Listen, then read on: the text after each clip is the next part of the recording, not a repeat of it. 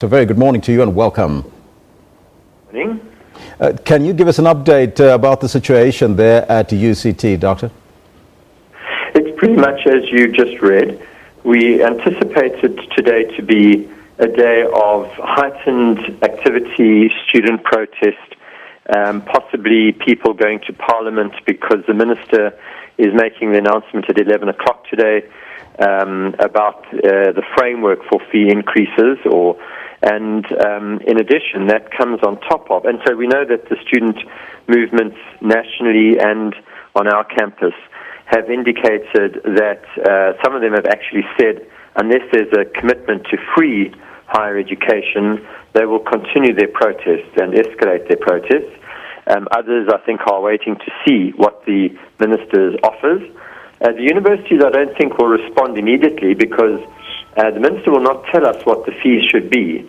What he will do is give advice and tell us what sort of revenue he's been able to find to give to the universities so that we do not have to put up our fees by the 8% that you referred to. So we need an increase of 8%, but we don't need it from fees. It could come from the government, and the more that can come from government, the less we have to put up the fees, and particularly of poor students and what we call missing middle students, students who are not covered by the National Students Financial Aid Scheme, but come from households where they're still not wealthy enough to afford the full fees. So what we're waiting to hear, and the students are waiting to hear, is how much money, and we'll then have to look at what that means for our campuses.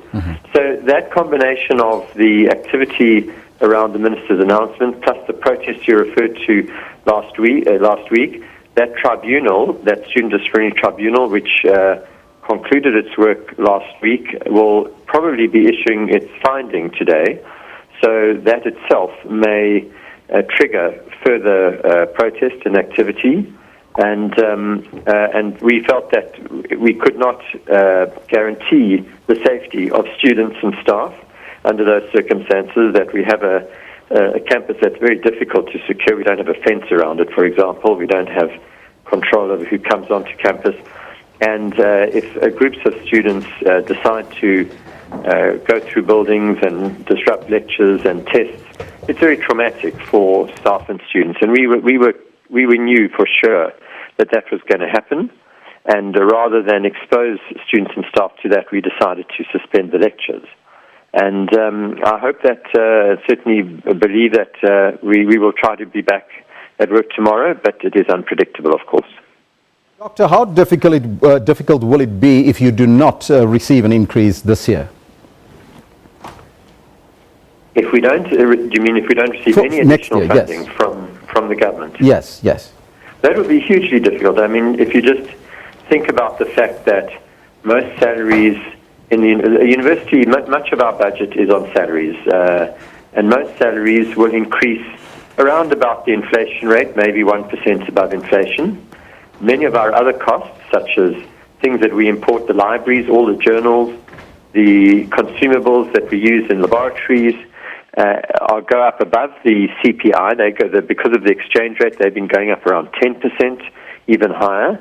And then, as you know, the utilities like electricity and water have been going up well above inflation, and we don't have control over those costs. So if we did not get the revenue, we would have to cut back on what we do by approximately 8% if there was nothing for us. And 8% is hundreds of jobs, and it certainly would compromise the quality of the education we offer. It would also compromise our ability to offer financial aid to students because we fund some financial aid ourselves. It would compromise our research output, and the country can be proud of having a number of world-class research institutions, but that depends on adequate funding. And even in the most recent rankings, there was almost all the South African universities that are ranked in the top, say, 800 globally, almost all of them went down a bit because the funding that is coming to higher education, particularly for research, has not kept pace with global trends and even with inflation.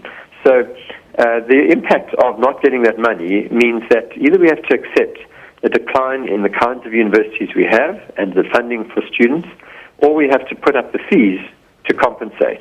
And that will, I think, create a national protest similar to last year.